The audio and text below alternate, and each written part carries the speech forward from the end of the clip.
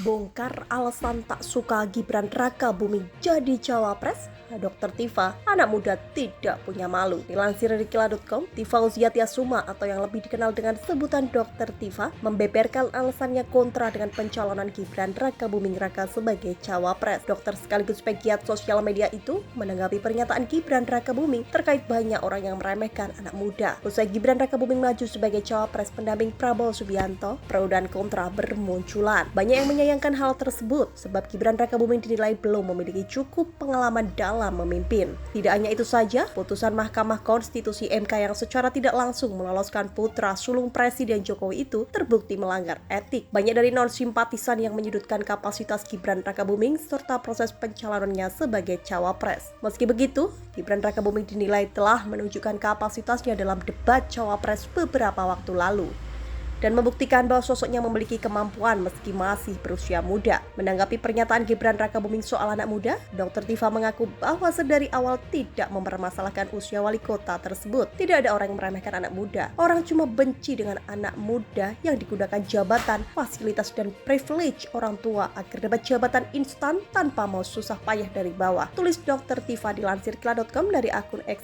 @Dr. Tifa pada 26 Desember 2023. Melalui cuitannya, lulusan ilmu kedokteran Universitas Gadjah Mada itu membantah pernyataan Gibran Rakabuming soal meremehkan anak muda. Dr. Tifa mengaku bahwa ia tidak pernah mempermasalahkan kapasitas anak muda ataupun meremehkan. Hanya saja, Dr. Tifa menilai jika Gibran Rakabuming Raka memanfaatkan sosok ayahnya yang kini masih menjabat sebagai Presiden RI untuk dapat maju menjadi cawapres meski belum memiliki usia yang cukup serta baru berpengalaman lebih kurang 2 tahun sebagai wali kota Solo. Proses Gibran Rakabuming maju di Pilpres 2024 dianggap sebagai suatu hal yang instan dan memanfaatkan keuntungan sebagai putra Presiden Jokowi. Rasa-rasanya anak muda juga benci kalau ada sesama anak muda yang gak tahu malu seperti itu, sindir Dr. Tifa. Dr. Ali Saraf Nutrisi itu menutup tulisannya dengan menyinggung soal anak muda yang tidak punya malu diduga merujuk pada pencalonan Gibran Rakabuming Raka sebagai cawapres.